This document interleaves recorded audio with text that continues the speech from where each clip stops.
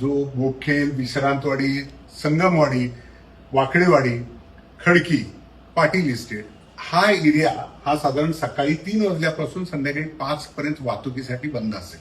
ज्याच्यामध्ये Ganeshkhind road, Fergusson college road, Jangli Maharaj road, Shivaji road आणि थोडासा कर्वे रोड हा परिसर आम्ही शक्यतो 12 नंतर बंद करायला सुरुवात करणार आहे.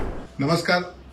9 जुलै रोजी ज्ञानेश्वर माऊलींच्या पालखीचं, तुकाराम महाराजांच्या पालखीचं पुण्यामध्ये आगमन होत आहे आणि याच्यामुळे वाहतुकीवरती काय परिणाम होणार आहे याची आपण माहिती घेऊया. आम्ही जो पालखीचा रूट आहे त्याला 3 वेगवेगळ्या एरियामध्ये डिवाइड केलेला आहे.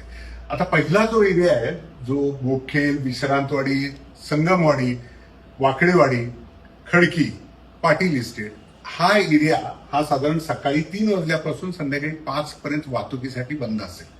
जो दुसरा एरिया आहे ज्याच्यामध्ये Ganeshkhind road, Fergusson college road, Jangli Maharaj road, Shivaji road आणि थोडासा कर्वे रोड हा परिसर आम्ही शक्यतो 12 नंतर बंद करायला सुरुवात करणार आहे. सो 12 वाजल्यापासून संध्याकाळी 6 वाजेपर्यंत हा परिसर बंद असेल.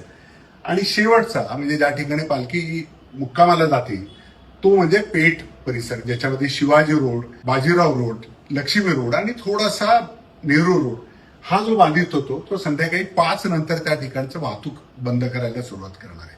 त्यामुळे आपला प्रवास आणि आपण बाहेर निघताना याचं जर प्लॅनिंग केलं तर निश्चितच आपलीही गैरसोय होणार नाही आणि पालखीचं मुवमेंट सुद्धा चांगल्या पद्धतीने होईल.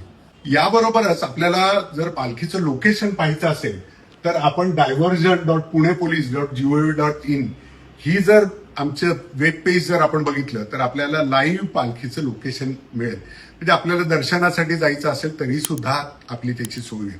नमस्कार.